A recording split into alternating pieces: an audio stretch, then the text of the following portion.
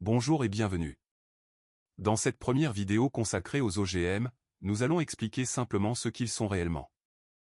Nous ne prenons pas position sur le sujet, chacun est libre de se faire sa propre opinion.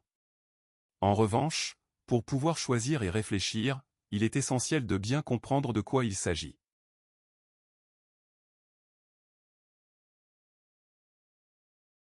OGM signifie « organisme, génétiquement, modifié ». Ce qui veut dire que l'on a, artificiellement, changé quelque chose dans l'ADN d'un organisme. Les animaux, les champignons et les végétaux sont des organismes composés de milliards de cellules.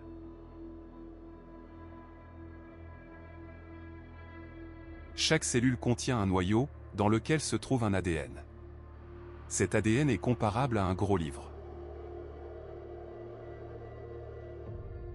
Ce gros livre explique la composition extrêmement complète et précise de tout l'organisme qui contient la cellule. Chaque page du livre décrit avec précision l'un de ces organes. Chaque cellule a un rôle précis à jouer à l'endroit où elle se trouve. Chaque cellule va donc lire une seule page du livre et fabriquer ce qui y est décrit. Le livre, dans le noyau, ressemble en réalité à ceci.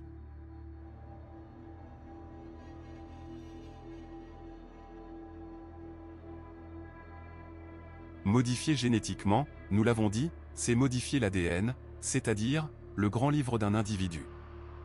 C'est en fait ajouter une page au grand livre, ou plutôt prendre une phrase d'un autre livre et la coller dans le grand livre.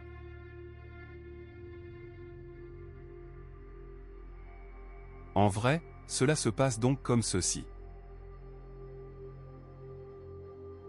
Après cette opération, quelque chose aura changé dans l'individu manipulé. Il sera devenu un OGM.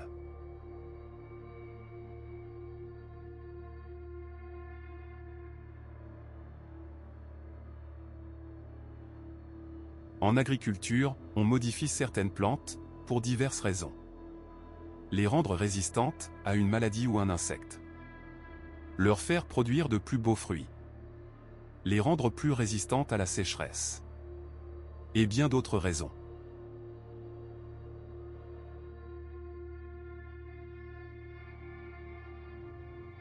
Modifier un gène, c'est un peu comme jouer à l'alchimiste.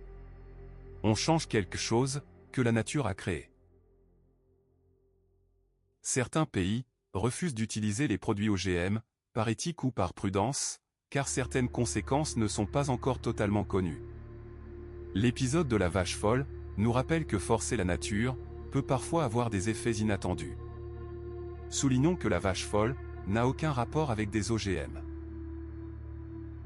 Les OGM sont donc créés pour des raisons très précises. Mais certains gouvernements restent prudents et attendent d'avoir plus de recul. Pour résumer,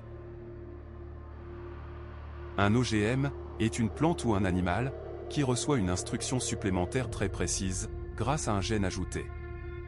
Cette instruction ne change pas tout le vivant, elle apporte une capacité ciblée. Certains pays les utilisent, d'autres non, selon leurs lois et leurs priorités. Il ne faut pas confondre OGM avec sélection ou hybridation, qui sont des méthodes naturelles ou traditionnelles pour améliorer les plantes. Dans les prochaines vidéos, nous verrons comment un gène est ajouté à une plante, comment une cellule OGM peut devenir une plante entière, et comment tout cela fonctionne concrètement.